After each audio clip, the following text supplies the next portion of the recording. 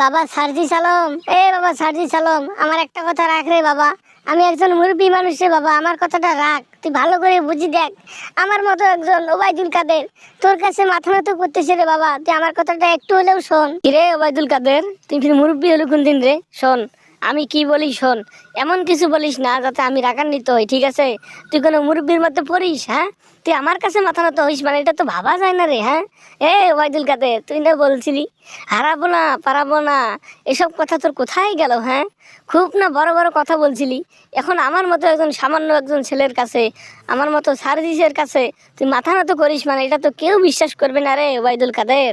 তুই আর মাথা নত করিস না। তা কি বলতে চাইস বলেই যখন ফেলেছিস যে আমার কাছে তুই একটা দাবি করবি, আমাকে একটা কথা বলবি, তা বল দেখি কি করা যায়। বাবা সার্জি সালম, আমি যে জন্য তোকে ফোনটা দিয়েছি জানিস? আমি তোকে কি বলতে চাই জানিস যে বাবা সার্জি সালম, আমি বলি কি তোর কত টাকা লাগবে রে বাবা? এই দেশের মানুষের জন্য, এই দেশের জন্য তোর এত কথা বলার কোনো প্রশ্নই আসে না। আমি যেটা মনে করি রে বাবা, তুই আমাদের কাছ থেকে কয়েক কোটি টাকা নেই, তো কয়েকশো কোটি টাকা লাগবে বল, তো যত খুশি টাকা লাগবে আমরা টাকা দেবো। টাকা দিয়ে তুই আমাদের কথা একটু শোন। দেশের জন্য এত করে কি করবি? হ্যাঁ, তোর কোনো ভবিষ্যৎ আছে? তোর কোনো উন্নতি আছে নাকি বল? তুই এতদিন ধরে এই দেশের পিছনে থেকে কি এমনটা করছিস? তুই আমার কথাটা শোন, কয়েকশো কোটি টাকা তোরে দেবো, তুই আমার কথাটা মেনে নে। আমার মা জননেত্রী শেখ হাসিনাকে বাংলাদেশে আনার জন্য তুই ছাড়া আর কেউ সাহায্য করতে পারবে না রে বাবা।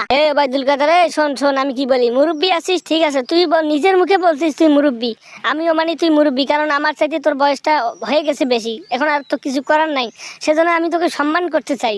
এমন মানে তোকে আমি প্রথমেই বলছি যে এমন কিছু বলিস না যাতে আমি সার্জিস রাগান্বিত হই, ঠিক আছে? আমি রাগের মাথায় তোকে অনেক কিছু বলতে পারি। তুই যে একটা বেয়াদব তার প্রমাণ আমি এখন পর্যন্ত পাইলাম। এত কিছু হওয়ার পরেও তুই আমার মতো সার্জিস আলমকে অফার করতেছিস আমাকে কয়েকশো কোটি টাকা দিবি তোর মা জননেত্রী শেখ হাসিনাকে বাংলাদেশে আনার জন্য। এইটা তোর স্বপ্ন রে, এটা স্বপ্ন।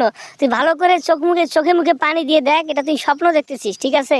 এই কথাটা যে মুখে আনছিস সেটা তোর স্বপ্ন, এটা কোনোদিন বাস্তবে পরিণত হবে না, ঠিক আছে? এই শেখ হাসিনাকে বাংলাদেশে আনার মতো এখন পর্যন্ত কেউ জন্ম নেয়নি এই বাংলাদেশে, ঠিক আছে? তোর শেখ হাসিনা কোনোদিন এই বাংলাদেশে পা রাখতে পারবে না, বাংলাদেশের মাটিতে।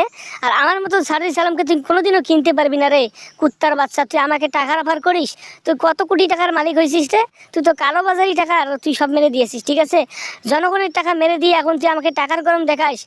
একটা কথা ভালো করে শোন, আমি সার্জিস আলম এবং আমার যে সমন্বয়ক গোষ্ঠী আছে কোনোদিনও কারো কাছে মাথা নত করবে না, এই কথাটা মাথায় রাখিস।